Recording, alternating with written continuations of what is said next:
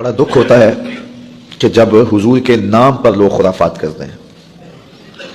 میلاد کے نام پہ اب لوگ بھنگڑے ڈال رہے ہیں، ڈھول ڈمکے کر رہے ہیں، باجے گاجے سے جلوس نکال رہے ہیں. رسول اللہ نے جن چیزوں سے منع کیا ہے وہی چیزیں رسول اللہ صلی اللہ علیہ وسلم کے میلاد پہ ہو رہی ہیں. جی یہ میلاد کی خوشی میں کر رہے ہیں، میاں حضور کو خوشی کیسے نصیب ہوگی جس چیز سے حضور نے منع کیا. ہوا اس طرح ہے کہ یہ جلوس، یہ جلسے ان لوگوں کے ہاتھوں میں آگے ہیں جو غیر عالم ہیں، اور وہ اپنی مرضی سے پھر ان کو جس طرح مرتب اور منظم کر لیں. تو کم از کم علماء کی قیادت میں جلوس نکلنے چاہیے، اور جو وہ بتائیں اس کے مطابق لوگ عمل کریں. اس کی فنڈنگ کا بھی طریقہ جو ہے وہ خوبصورت ہونا چاہیے.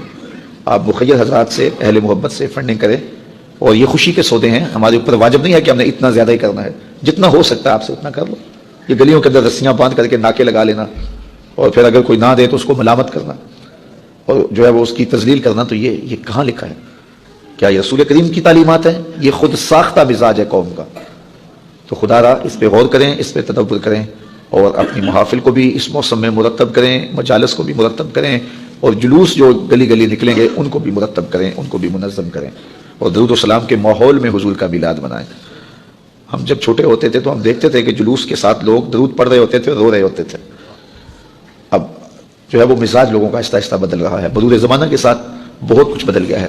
تو کم از کم یہ روحانی اجتماعات ان کو تو اپنی اصلی روح کے ساتھ منعقد ہونا چاہیے. میلاد کے موسم میں کوشش کریں کہ ہماری ہمسائیگی میں، ہمارے رشتہ داروں میں کوئی بے نماز نہ رہے، تاکہ جو ہے وہ حضور کے میلاد کے صدقے حضور جو تحفہ لے کر آئے ہیں وہ تحفہ آپ لوگوں تک پہنچائیں. میں ایک بات کہا کرتا ہوں، یہ جو میلاد عربی زبان کا لفظ ہے نا، اس کو انگلش میں کیا کہتے ہیں؟ Birth day. اردو میں یوم پیدائش کہہ لیتے ہیں اور انگلش میں برتھ ڈے کہتے ہیں. تو کسی کی برتھ ڈے پہ جب آپ جاتے ہیں تو تحفہ لے کے جاتے ہیں یا خالی ہاتھ ہی جاتے ہیں؟ ہمیشہ تحفہ لے کے جاتے ہیں نا. اور تحفہ کون سا لے کے جاتے ہیں؟ جس سے وہ خوش ہو. بچہ ہو تو کھلونے لے جاتے ہیں، بڑا ہو تو کتابیں لے جاتے ہیں، مٹھائی لے جاتے ہیں، پھول لے جاتے ہیں. کبھی ایسا تو نہیں ہوا کہ کوئی 80 سال کے بابے کی سالگرہ ہو اور آپ کھلونے لے کے جا رہے ہیں؟ ہم کہتے ہیں اس کے مزاج کے مطابق تحفہ لے کے جاؤ. تو کسی کی برتھ ڈے پہ جب آپ جاتے ہو تو تحفہ وہ لے کے جاتے ہو جس سے وہ خوش ہو. تو حضور کے میلاد پہ آئے ہو تو پھر کوئی حضور کو بھی تحفہ پیش کرو، اور تحفہ وہ پیش کرو جس سے حضور خوش ہو. اب حضور کس سے خوش ہوں گے؟ تو حضور سے پوچھ لیجئے گا. میرے حضور فرماتے ہیں وجہ الات قرۃ عینی فی الصلاۃ، میری آنکھوں کی ٹھنڈک نماز میں رکھیے.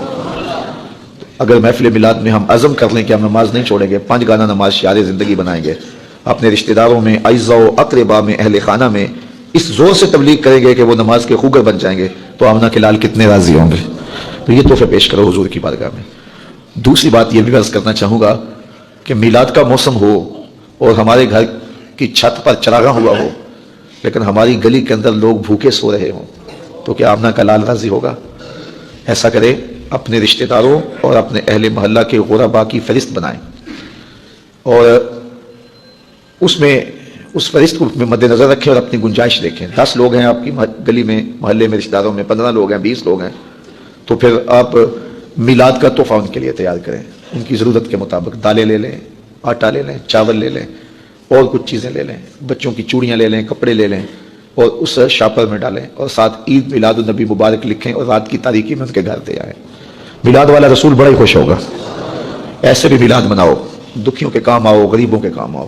الحمدللہ میں نے جگہ جگہ ترغیب دی ہے اور لوگ اس پر عمل کرنا شروع ہو گئے. باقی جلوسوں میں ضرور شامل ہوں، لیکن آداب کی رعایت کے ساتھ. محافل میں ضرور جائے، لیکن آداب کی رعایت کے ساتھ. لیکن جو باتیں میں نے پہلے کی ہیں ان باتوں پر بھی نظر رہے، اور حضور علیہ السلام کے دیے ہوئے دین کو غالب کرنے کے لیے، ہم اپنا سب کچھ قربان کرنے کے لیے لمحہ لمحہ تیار رہیں. کی محمد سے وفا تو نے تو ہم تیرے ہیں، یہ جہاں چیز ہے کیا لوح و قلم تیرے ہیں.